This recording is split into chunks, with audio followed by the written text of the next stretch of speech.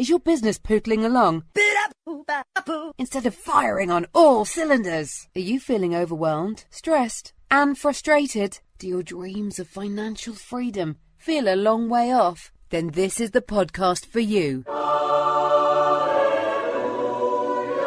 Little Voice, Big Business with your host, Nadia Finer.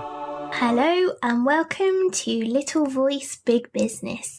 I'm Nadia Finer, and today in episode 8 we're going to be talking about how to focus when you're multi-passionate. For those of you who haven't heard that term before, it basically means that you like a lot of things and you're interested in all kinds of topics or projects, and you simply can't focus on one single thing. We're going to be hearing from Vera, who has a question. Hi Nadia, it's Vera, Mojo Mentor at mojoacademy.com, where I help aspiring and established speakers max out their speaking mojo, make magic with their message, and really make their mark on the world. My serial entrepreneur journey started when I first began my business as a 19-year-old social psychology major. Now 8 businesses and 20-some years later, I'm still as multi-passionate as ever. My question to you is, if you were like me and had a lot of ideas for business and a lot of things that you were passionate about that seemed to be somehow loosely interconnected or even seemingly completely disconnected, how would you know which opportunity to pursue? How would you know which of these different business ideas is the real one that you need to be going with? Thanks for your question, Vera. You're clearly a woman of many interests and also someone who is very accomplished, having already set up and grown 8 businesses. Now, I believe, and I've found from personal experience over the years, that focusing on one thing at a time and working really hard at that one thing is the key to success. I don't know if you've read a book by Malcolm Gladwell called Outliers. Well, he argues that 10,000 hours is the key number of hours that someone needs to spend working on something in order to become super successful at that one thing. Now, forget about that number because some people don't agree with him and they say, well, it's not 10,000, it's clearly 20,000. Well, whatever, it doesn't matter what the number is. I think the sentiment is right, that if you focus your efforts on one thing and you really work hard at that thing, then you're more likely to be successful at it. However, it's not always that simple. And the idea for some people of dedicating your time to one thing and going in one single direction sounds a bit boring and is simply not something that they feel comfortable doing. So what should you do if you've got lots of interests and ideas and there are so many possibilities, so many things you could be doing? What should you do then? Should you focus on one thing and maybe put some things to one side, or is there a way of combining your interests? I know what it's like to be in this situation. A couple of years ago, I found myself without a business as I'd closed down my PR agency, Media Darlings, and it was an unexpected decision caused by... I think I'll tell you about that story in another episode, actually. There were some interesting circumstances surrounding the demise of Media Darlings, shall we say, which I will share with you another time. But suffice to say, I suddenly found myself without a business and without a plan. I was wondering what to do next, and I considered my options, thinking about the different things that I enjoyed doing, because the one thing I was sure about was that when I set up my next business, it was going to be something that I really enjoyed. So the first thing I did was launch a website for fans of French cinema. How random is that? I know. It's a very specific niche, but I'd always loved French films and I'd studied French at university and I really fancied myself as, an intellectual film critic, visiting Paris, wandering the streets wearing a black polo neck and sipping coffees and chocolat chaud in cafes, and really, taking in the French culture. But you know what? A few months down the line, the thought of watching another bloody French film made me roll my eyes and say, ugh, in a French way with shrugging my shoulders. I was completely over it. The passion was dead for me, which is ironic considering it's the most passionate culture in the world. It was a mistake to turn that particular hobby into a business for me, because that passion should have stayed a passion and was not destined to become the basis for my business. Because day in, day out, I'm not really built for writing endless film reviews. I'd much rather watch them as a hobby. So my first suggestion for a multi-passionate entrepreneur is to ask yourself, although I love this, do I want to do it every day? And if you don't think that your passion extends to wanting to do something every day, it's okay for that particular passion to remain a hobby. I think well-rounded, interesting humans have a range of interests, and not every single one of those interests needs to be turned into a business. If you have a lot of passions and interests, how should you go about choosing? I'm not going to tell you to follow your heart, because this is actually a business decision. When I work with clients who are multi-passionate, we work through the options in a systematic fashion, and we measure them against a series of criteria. Now, I'm not a fan of, boring spreadsheets and charts, so it is possible to do this kind of analysis using some highly sophisticated techniques involving, smiley faces, indifferent faces and sad faces, or hearts, or even just numbers out of 5. I think it's perfectly acceptable to rate these criteria using whichever means you like. If you want to colour it in, do so. If you prefer the old equations and bar charts and bubble charts, whatever, use that. That's absolutely fine. The key is to make sure that when you're assessing a particular business idea, you've thought about it from a business potential perspective. These are the things to consider. You might want to get a pen at this point. Number 1, how big is the market opportunity? Number 2, how much money could you actually make? Number 3, how serious is the pain your people are experiencing? And we're assuming that you're going to be resolving that pain. Number 4, how easy are your people to reach? Number 5, this is where the passion comes in. How much do you love this kind of work? And finally, number 6, how well established or expert are you in this field? So there are 6 questions, and I suggest that you answer each of those questions for each of the business possibilities that you have on your plate. And when you start looking at them and rating them with faces or hearts or stars or marks out of 10, you will soon start to see which ones are the business opportunities with the biggest potential. And you'll start to see too which ones should be best kept as perhaps a hobby or something which isn't really a viable business at all.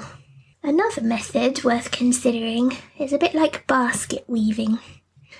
If you've got more than one interest or passion, it may be possible for you to combine things. So, for example, this is going to be random, but if you loved being a hypnotherapist or you were really interested in developing skills in that area, but, for example, you also wanted to be a horse riding instructor, perhaps you could become a horse hypnotist.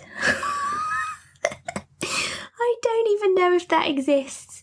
And I don't know what would happen. Can you imagine the horses just kind of wandering around aimlessly doing really weird things? So I'm not sure that that's even a thing.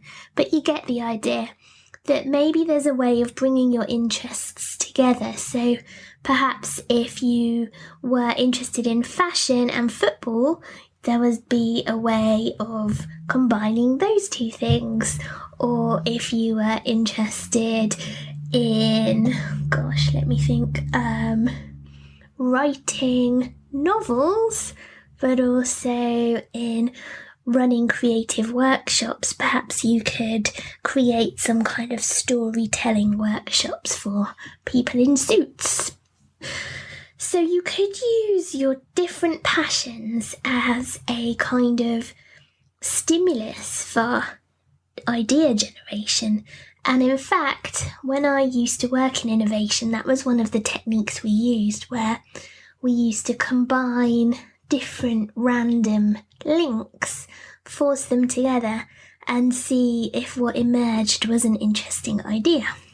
But what if the ideas just keep coming? And you feel like ideas are oozing from every pore. And you need some kind of strategy to keep them under control. Now, the reason I'm chuckling is that I so relate to this.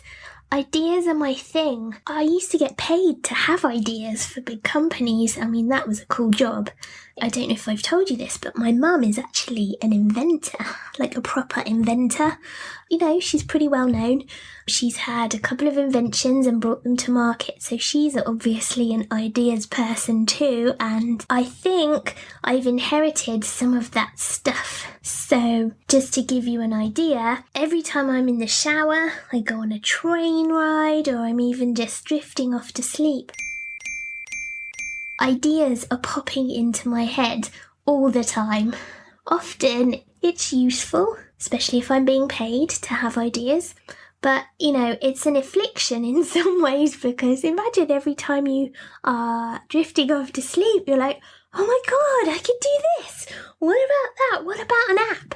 What about, I could turn that into an app. Yeah, totally. I could definitely do that. Oh, I could run a workshop about this. Or how about if I redesigned my whole business offering and changed it around completely, blah, blah, blah. You know, it's quite exhausting. So I used to leap into action whenever I had a new idea and start making it happen.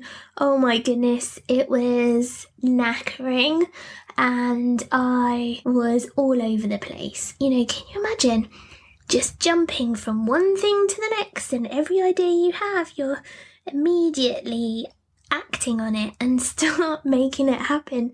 You end up looking like a headless chicken.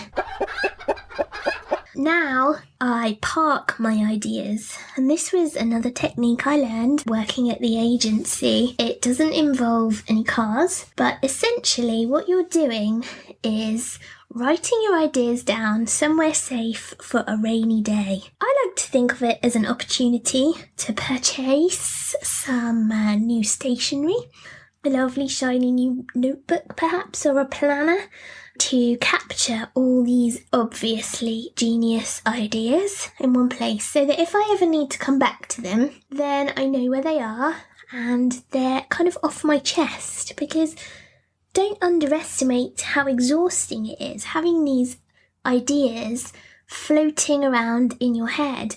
Not only is it kind of taking up part of your brain power to keep remembering what that idea was, but they cloud your judgment. So next time you're thinking of a solution, or you're focusing on growing your business, that little niggling idea will just be there, wiggling around in your brain, and it kind of influences what you're doing, and it's not always for the best. So I think parking those ideas, putting them to one side so you know they're safe, you can just let it go and move on. The ideas aren't lost, they're not clogging up your brain or your attention, and you can get on with growing your business. Does your business feel like an expensive hobby? Are you waiting for the clients to fall from the sky? Are you feeling overwhelmed, stressed, and frustrated? It's time to ramp it up.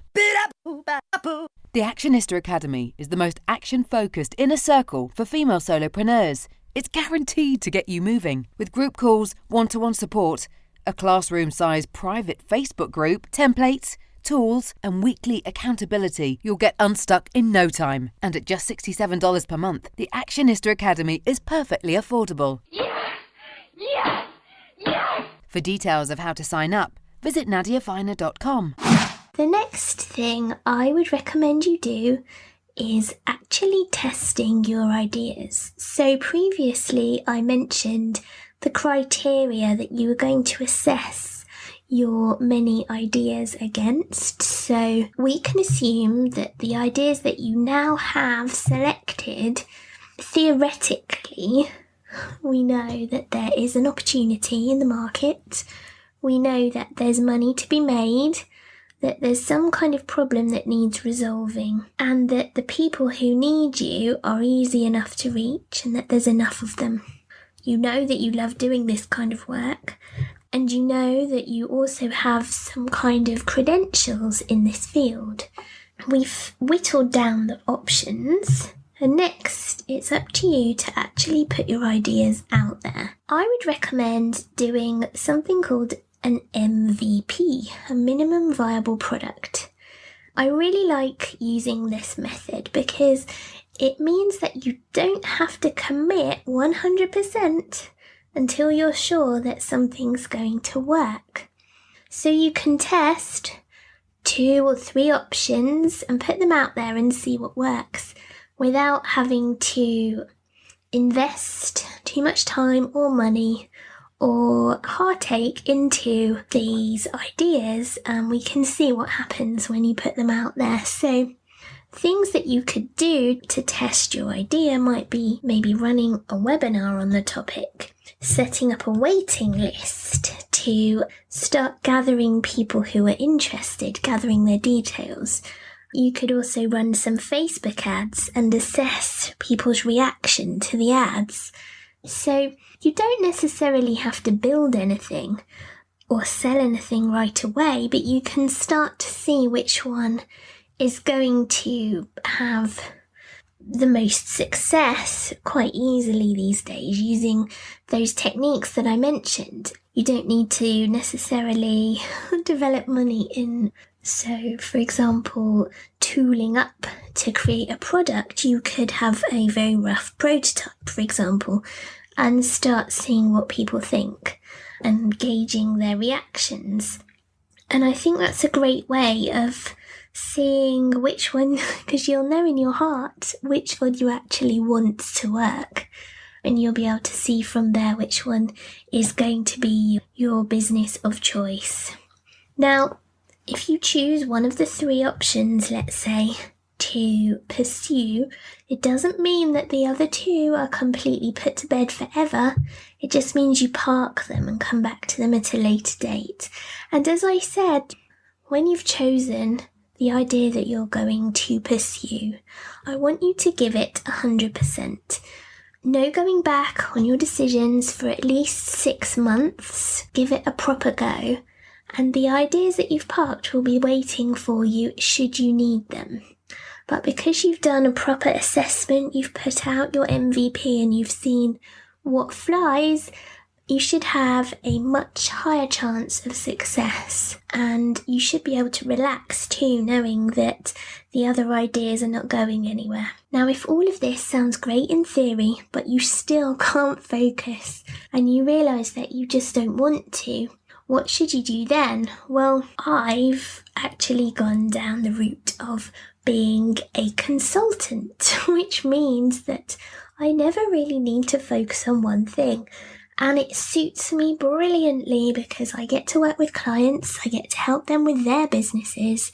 I work with people for a few months at a time, sometimes longer if they're in my academy, but I'm not so entrenched in their business. I get to have a bird's eye view and see what's going on from the outside. I'm not involved in the minutiae of running their business, so I'm better able to see what they need to do to grow their business.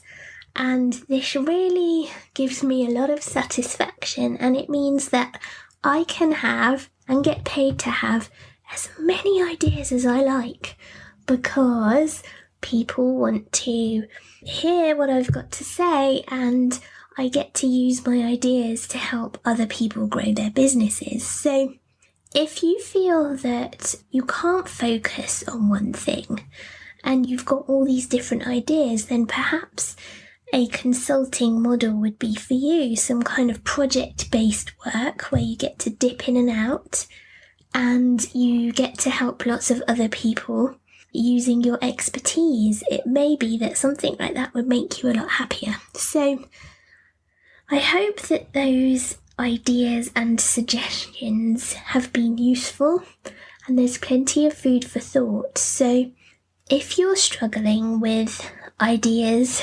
popping out of every pore at random moments and you're not sure which idea to focus on, then why not head over to my Facebook group, Little Voice Big Business, where you can chat to me and I'll give you a hand. And if you're really struggling to focus and you feel like it would be very helpful to have somebody to be accountable to, somebody to help you make decisions, then maybe check out the Actionista Academy. You can find details of the Academy on my website, nadiafiner.com, and for just $67 a month, I'm on hand to help you with all aspects of your business. And hopefully, if you're struggling to make some pretty important decisions, I'll be able to help you to do that and help you move on and grow your businesses. So thank you very much for listening again to Little Voice Big Business. As always, it's a pleasure. And don't forget too that if you have a burning business question or you've got the business blues, head over to my Facebook group, or you can even ask me a question using my voicemail service on my website, nadiafiner.com, and I will hopefully give you a hand. In our next episode of Little Voice Big Business, we'll be focusing on the joys and challenges of working from home. Thanks for tuning in, and I will speak to you soon. Bye-bye. Little Voice Big Business.